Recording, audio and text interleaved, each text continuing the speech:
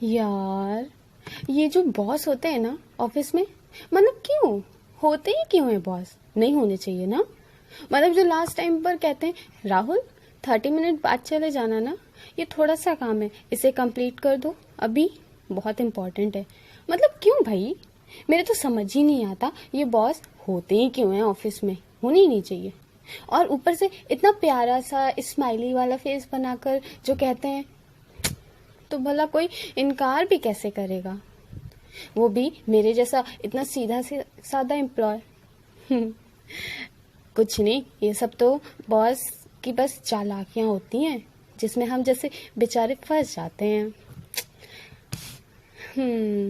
नहीं, आप ही सोचो, मुझे आज पार्टी में जाना है और बॉस का इम्पोर्टेंट काम भी आज ही आना था। खैर छोड़ो, पहले मैं ये सारे इम्पोर्टेंट काम खत्म कर लूँ, फिर साथ में चलते हैं पार्टी में। आज तो मज़े करेंगे। और कुछ समय बाद राहुल जब पार्टी में पहुंचा, मैंने देखा वहां तो पहले से लोगों की जमात जमा थी। बहुत से अनजाने चेहरों से सामना हुआ और पार्टी हॉल, उसका तो क्या कहना, बेहद ही सुंदर और जगमगाती रोशनी से सुशोभित हो रहा था। मैं आगे बढ़ा, इधर उधर अपनी नज़रें घुमा ही रहा था कि मेरा दोस्त जिसका बर्थडे था, जी हाँ, आज राहुल के दोस्त का बर्थडे था। उसने मेरे कंधे पर हाथ रखा और कहा, आ गए जनाब, आओ तुम्हें सबसे मिलवाता हूँ। इतना कह वो एक एक से मेरा परिचय करवाने लगा। सबसे मिलना जुलना हाथ मिलाना हो ही रहा था कि अचानक ही एक हाथों की छुअन बेहद ही जानी पहचानी सी महसूस हुई। मैंने झट से उस हाथ से होते हुए उसके चेहरे की ओर अपनी निगाहों का रुख किया। हाँ, ये चेहरा, इस हाथ की छुअन, ये एहसास बेबुनियाद बिल्कुल नहीं था।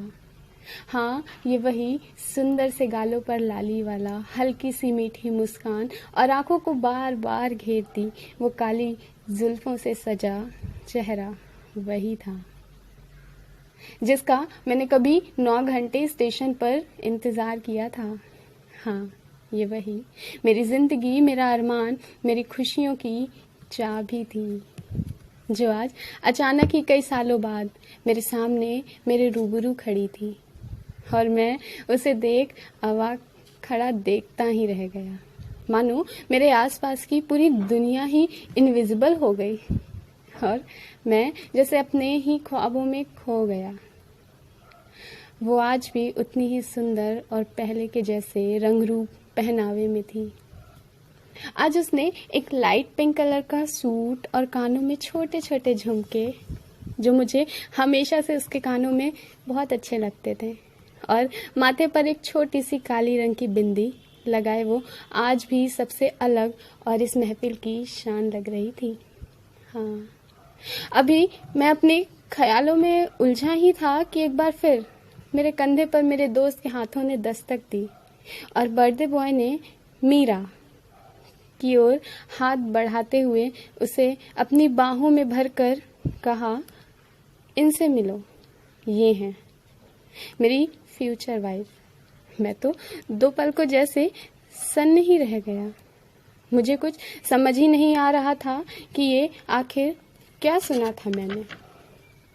मानो जैसे उस वक्त ही रुक गया था मेरा, और रुकता भी क्यों ना मेरा वक्त। मैंने एक लंबे इंतज़ार के बाद भी आज भी मीरा के लौटने की आज जिंदा रखी थी मन में, और वो आस आज अचानक ही एक पल में टूट रही थी, और मैं चुपचाप खड़ा देख रहा था।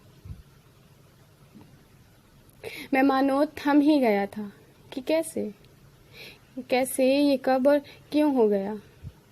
अभी मेरा मन सवालों से घिरा ही था कि बर्थडे बॉय ने बोला, कैसी लगी भाभी? हाँ, मेरे मन में एक गूंज उठी, भाभी? मैं उस पर ही बिखर न जाऊं तो मैंने पानी का बहाना करते हुए कहा, मैं आता हूँ पानी पीकर। मैंने अपने लड़खड़ाते कदमों को संभालते हुए पानी के स्टॉल पर जा पहुंचा और एक पानी का ग्लास उठाया। और जैसे ही ग्लास को मैं हाथों तक ले जाता, उससे पहले ही मुझे उस ट्रांसपेरेंट सी प्लास्टिक की ग्लास के उजले से पानी में अपनी और मीरा की कुछ यादें, तस्वीरें बन नजर आने लगी। हाँ, वही यादें जब कभी हम साथ हुआ करते थे।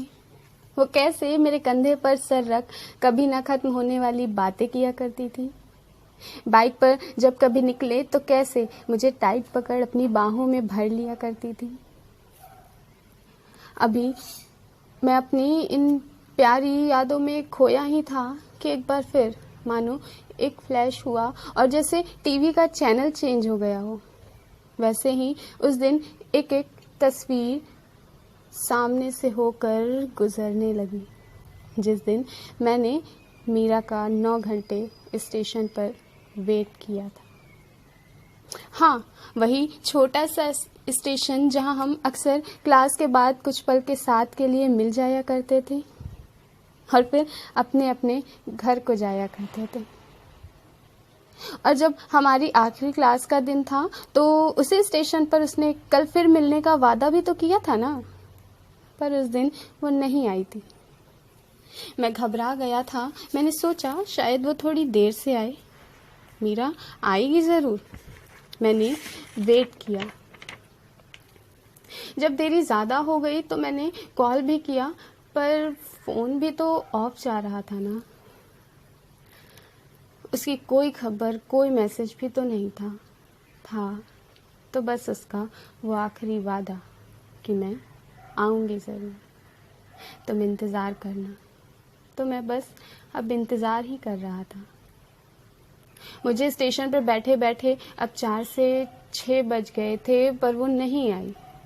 इतनी देर में 2 से 3 रेलगाड़ियां भी आकर जा चुकी थी और स्टेशन की घड़ी ने भी अब धीरे धीरे 8 से 10 बजा दिए थे। स्टेशन पर ट्रेन का इंतजार करते सभी यात्री अपनी अपनी मंजिल की ओर जा चुके थे और स्टेशन पर एक सन्नाटा सा बिखर रहा था। अब 1-2 ही गिने चुने कबूतरों के पंखों की फड़फड़ाहट सुनाई दे रही थी और चाय नाश्ते वालों के स्टॉल से गर्म चाय और पूरी सब्जी ले लो की ऐसी कुछ आवाज़ें आ रही थी। मैं कभी इधर कभी उधर टहल रहा था और फ़ोन के लास्ट डायल नंबर मीरा को बार बार डायल किए जा रहा था, पर जवाब अब भी वही था, this mobile number is switched off. एक एक कर सभी दुकानें, स्टॉल सब बंद हो चुके थे और कुछ पंछी जो नजर आ रहे थे वो भी चुपचाप किसी कोने में जा बैठे थे। शायद रात के 12 बज चुके थे और पूरे स्टेशन पर सन्नाटा सा पसरा था, जिसमें एक पेड़ का पत्ता भी हिलता या गिरता ना तो उसकी आवाज़ भी गूंज के सुनाई देती। मैं भी इंतज़ार से अपने हार कर अब वापस अपने घर को चल दिया, इस उम्मीद में कि वो आएगी। और करता भी क्या, एक मोबाइल नंबर के सिवा मेरे पास उसका एड्रेस या किसी फ्रेंड का ही कोई कांटेक्ट नंबर भी तो नहीं था ना। कितने में मेरे हाथों से ग्लास छूट के गिर गया। शायद कोई बच्चा मुझसे टकराया था और सारी तस्वीरें जैसे मानो धुंधली सी हो गई। फिर मैंने हल्की नज़र घुमाई तो देखा मीरा अकेली खड़ी थी। मैं वहाँ से मुड़ा और सीधा मीरा के पास जा खड़ा हुआ। मैंने खुद को संभालते हुए बड़े आहिस्ते से पूछा, तुम उस दिन क्यों नहीं आई थी? तुम्हें पता था ना मैं इंतज़ार कर रहा हूँ, और तुमने भी तो कहा था कि तुम आओगी, फिर क्यों नहीं आई थी? वो नज़रें घुमा सब सुन रही थी।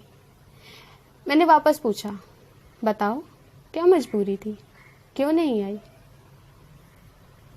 तो उसने मेरी ओर तिरछी निगाहों से देखा और तीखे अल्फाजों में कहा, तुम थे मेरी मजबूरी, कमी थी तुम में, तुम्हारी वजह से नहीं आई थी मैं। आखिर है क्या तुम्हारे पास?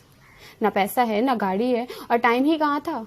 तुम्हारे पास मेरे लिए, तो क्या करती मैं, क्यों आती मैं? देखो आज तुम कहाँ खड़े हो। क्या तुम कभी भी ऐसी पार्टी अरेंज कर सकते थे, या आज भी क्या कर सकते हो? नहीं, नहीं कर सकते तुम, तो बस इसलिए ही नहीं आई थी मैं।